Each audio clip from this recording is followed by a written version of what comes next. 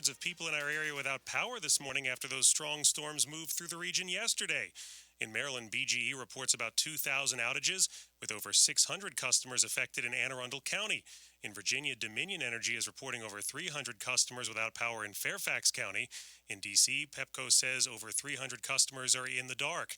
Here's 7 News First Alert senior meteorologist Brian Vandegraff. As a frontal system kind of sits nearby, it's the focus factor, if you will, for some showers and storms to develop, probably after 4 or 5 o'clock, right in through the early evening hours. We could see showers right up through 9, 10 o'clock this evening. So just a period of just unsettled weather with some damaging wind gusts and also the potential for some flooding. And we'll have more in the full forecast just ahead.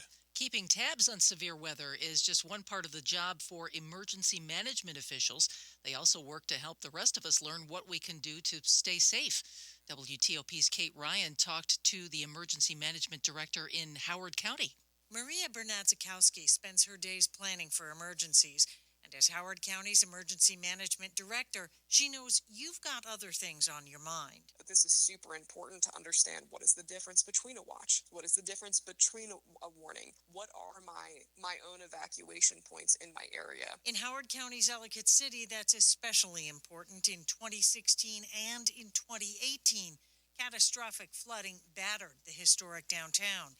And since then, the county's installed an outdoor alert system that blasts loud tones as a warning. One of the reasons I should say we added the outdoor component was because we acknowledge there are a lot of folks who aren't familiar.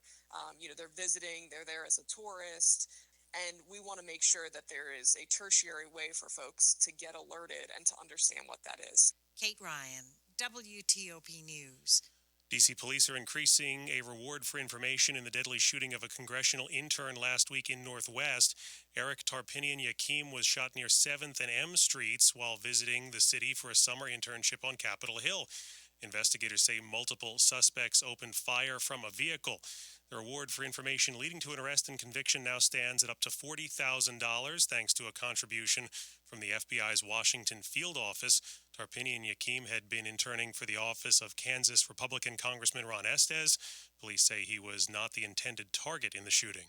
Getting ready to go away on vacation? A cybersecurity expert has some advice to make sure your time away is safe. Here's WTOP's Dan Ronan. Most everyone likes to post pictures of themselves on social media while they're on vacation.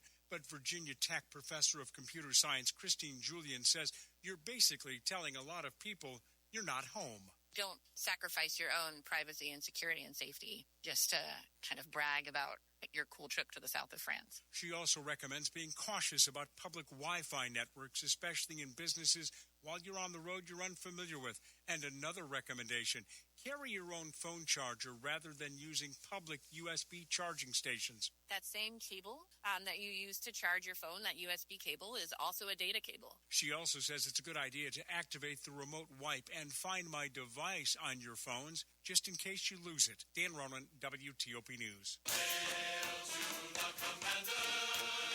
The Washington Commanders will be unveiling a new look for the upcoming 2025 season.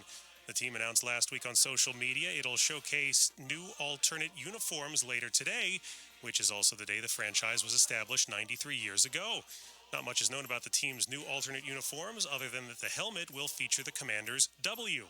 The burgundy and gold currently have 3 uniform combinations. It's home jersey, which features burgundy as the primary color, white jerseys, and all black alternate uniforms, which pay homage to the military as well as D.C. Can't wait to see what they've come up with. I'm curious now.